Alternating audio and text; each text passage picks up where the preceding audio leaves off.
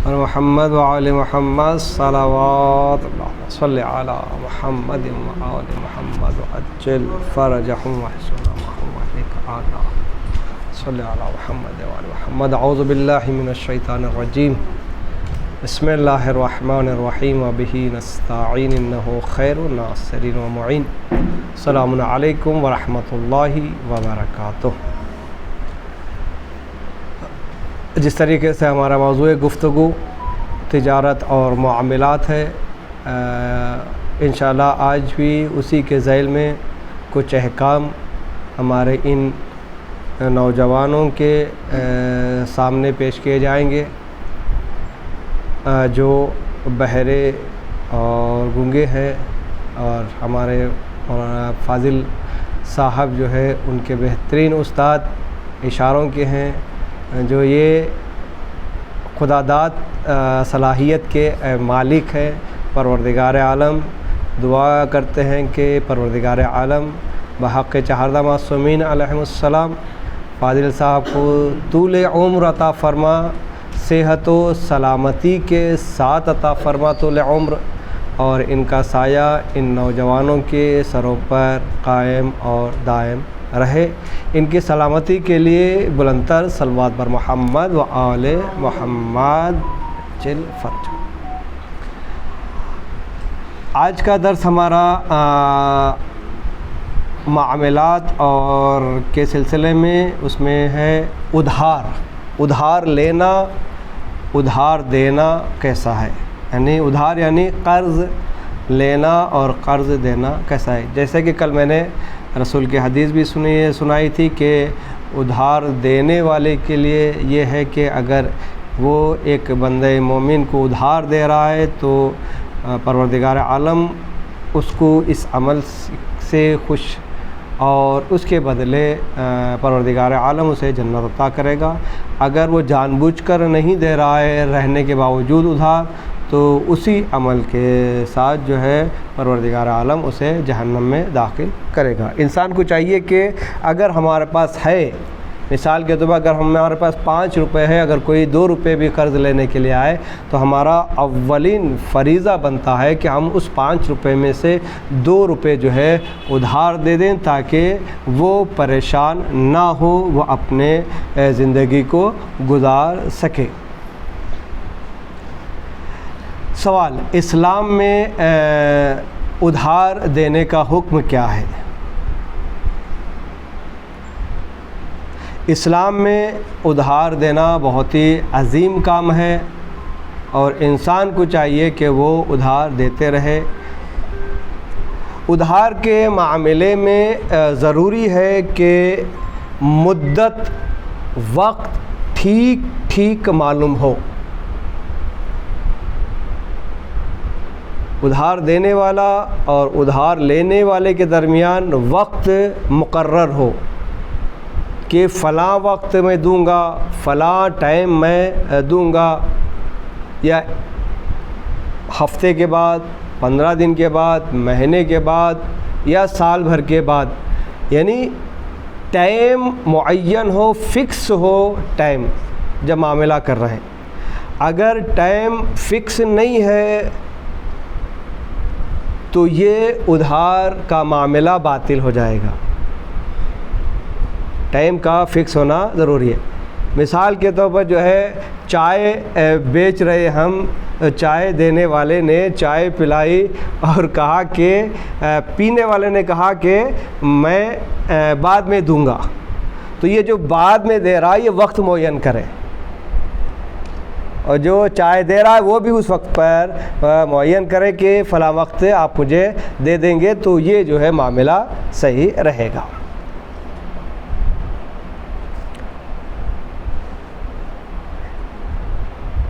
پہلا کیا ہے؟ وقت کا معین ہونا. دوسرا، اگر کوئی شخص اپنا مال ادھار بیچے تو جو مدت طے ہوئی ہے اس مدت کے پورا ہونے سے پہلے وہ مطالبہ نہیں کر سکتا، وہ پوچھ نہیں سکتا اپنے مال کے پیسوں کو یا اپنے مال کو. مثال کے طور پر اگر کسی نے مال خریدا ادھار میں اور اس معاملات میں 15 دن کا وقت لیا، یہ 15 دن دونوں کے راضی پر ہوا کہ بیچنے والے نے بھی راضی ہوئے اور خریدنے والا بھی راضی ہوا کہ 15 دن کے بعد میں دوں گا۔ اگر ہم 13ویں دن یا 14ویں دن بھی اگر ہمارا دل چاہ رہا ہے کہ ہم مطالبہ کریں کہ آپ جو ہے ادھار دے دیں، تو یہ معاملہ آپ مطالبہ نہیں کر سکتے۔ کیوں؟ اس لیے کہ ہمارا وقت معین ہے، اسی معین وقت کے بعد جو ہے ہم مطالبہ کر سکتے ہیں، اس سے پہلے مطالبہ نہیں کر سکتے۔ لیکن جس نے قرض لیا ہے ہم سے، اگر وہ خدا نخواستہ مر جائے مدت کے پہلے، جو مدت طے ہوئی تھی اس مدت سے پہلے قرض لینے والا مر جائے، تو قرض دینے والے کے اوپر اختیار ہے کہ وہ مدت سے پہلے اس کے ورثاء، اس کے رشتہ دار یا اس کے بیٹے ہوں یا جو ہے کوئی اور دوسرا انسان، اس سے وہ اپنی چیز مطالبہ کر سکتا ہے۔ یعنی پہلے پوچھ سکتا ہے کب؟ جب وہ لینے والا مر جائے۔ تو اگر لینے والا زندہ ہے تو وقت مقررہ کے بعد ہی وہ مطالبہ کر سکتا ہے۔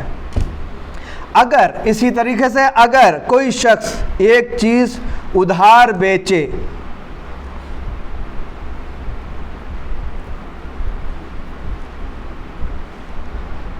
طے شدہ مدت گزرنے کے بعد وہ خریدار سے اس کے عوض مطالبہ کر سکتا ہے، یعنی وہ پیسے مانگ سکتا ہے یا کوئی اور چیز جو ہے جو وہ قرض لیا ہے وہ مانگ سکتا ہے۔ کب؟ مدت کے ختم ہونے کے بعد۔ اگر خریدار جو خرید رہا ہے ادھار پر، اگر وہ اس وقت ادا نہیں کر سکتا، اس کے پاس اتنا مال نہیں ہے یا پیسے نہیں ہے، ادا نہیں کر سکتا، تو ضروری ہے کہ دینے والا جس نے ادھار دیا ہے وہ مدت کو بڑھا دے۔ مثال کے طور پر اگر میں نے فاضل بھائی سے 100 روپے ادھار لیے 10 دن کے واسطے، وہ 10 دن ختم ہو گئے، فاضل صاحب نے مجھ سے مطالبہ کیا کہ آپ نے جو قرض لیا تھا 100 روپے، وہ مدت ختم ہو گئی، 10 دن ختم ہو گئے، آپ مجھے وہ 100 روپے دے دیں۔ میں نے کہا کہ میرے پاس اس وقت نہیں ہے، میں بعد میں دوں گا۔ تو انسانیت کے اعتبار سے فاضل بھائی کے اوپر یہ ضروری ہو جاتا ہے کہ کچھ مدت کے لیے اور بڑھا دے معاملات کو۔ اگر وہیں پر لڑنے کے لیے کھڑے ہو جائے، نہیں بھی مجھے پیسہ چاہیے، نہیں یہ چاہیے، انسانیت کے خلاف ہے۔ قانون ہے، آپ کو مانگنے کا حق ہے، چونکہ مدت ختم ہو گئی ہے، لیکن ایک انسانیت ہے، آگے والا بندہ مجبور ہے، اس کے پاس نہیں ہے تو وہ اس وقت دے نہیں سکتا، تو ہمارا فریضہ بنتا ہے کہ وہ مدت کو بڑھا دے، کچھ اور مہلت دے دے۔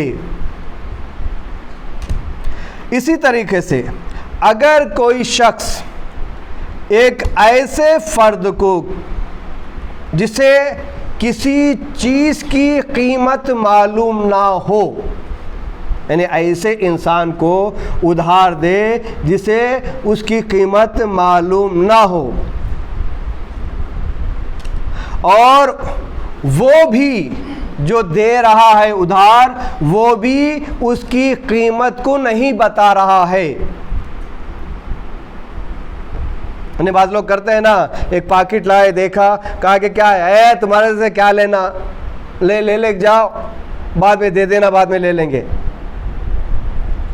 چونکہ میں بھی نہیں بتایا وہ پیکٹ کا قیمت، اور جو ہے لینے والے نے بھی جو ہے کو نہیں پتا کہ وہ کتنا ہے، تو یہ معاملہ باطل ہے،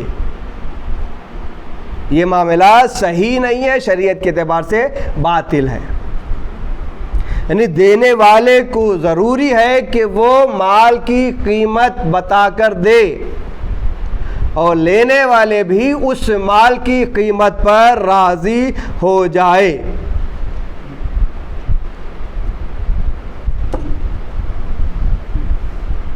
یہ معاملہ صحیح رہے گا، ورنہ اگر قیمت ہی نہیں معلوم ہے تو کچھ بھی نہیں کر سکتے، تو معاملہ باطل ہے۔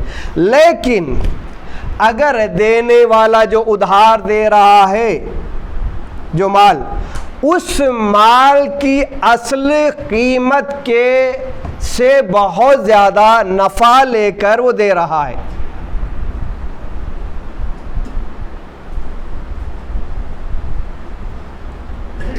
اور جسے وہ دے رہا ہے اسے بتا رہا ہے بھائی کہ یہ اس کی مال کی قیمت یہ ہے، لیکن چونکہ میں تجھے ادھار پر دے رہا ہوں تو میں نے اس قیمت سے زیادہ جو ہے آپ کو دے رہا ہوں۔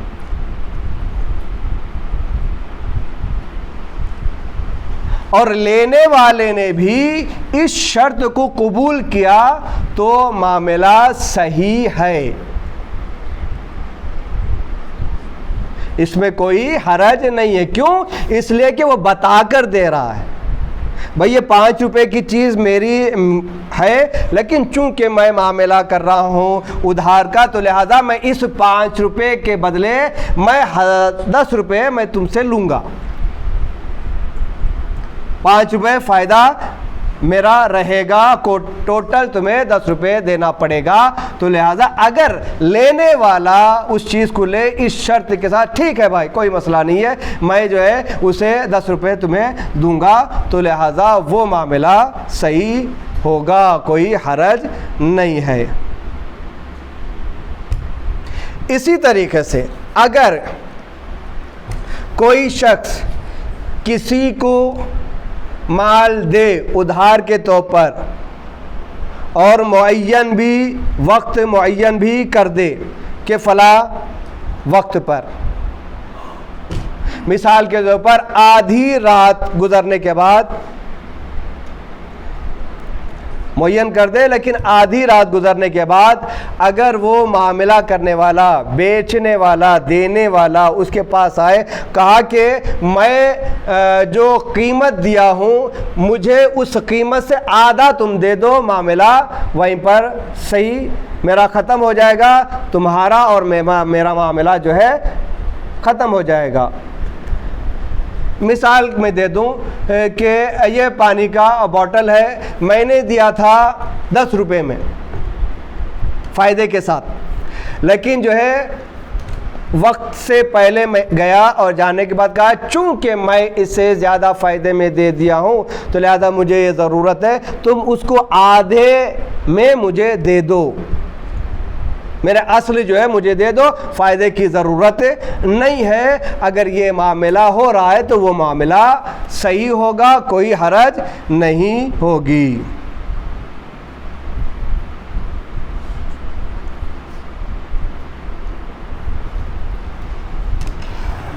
اور جو ہے اور اسی طریقے سے اگر کوئی انسان ادھار لے اور ادھار لینے کے بعد دینے کا ارادہ نہ ہو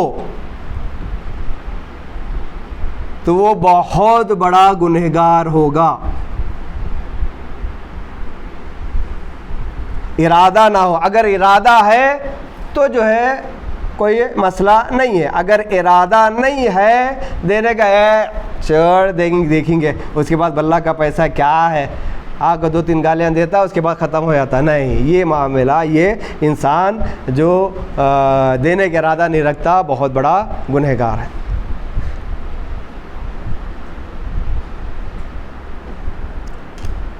اس لیے کہ خدا ہر چیز کو دیکھنے والا بھی ہے، پروردگار عالم قرآن مجید میں کہہ رہا ہے کہ فَمَن يَعْمَلْ مِثْقَالَ ذَرَّةٍ خَيْرًا يَرَهُ وَمَن يَعْمَلْ مِثْقَالَ ذَرَّةٍ شَرًّا يَرَهُ۔ تمہارا پروردگار ہمارے رتی برابر نیک اعمال کو بھی جانتا ہے اور رتی برابر برے اعمال کو بھی وہ دیکھ رہا ہے، اور ہماری وہ نیت سے واقف ہے۔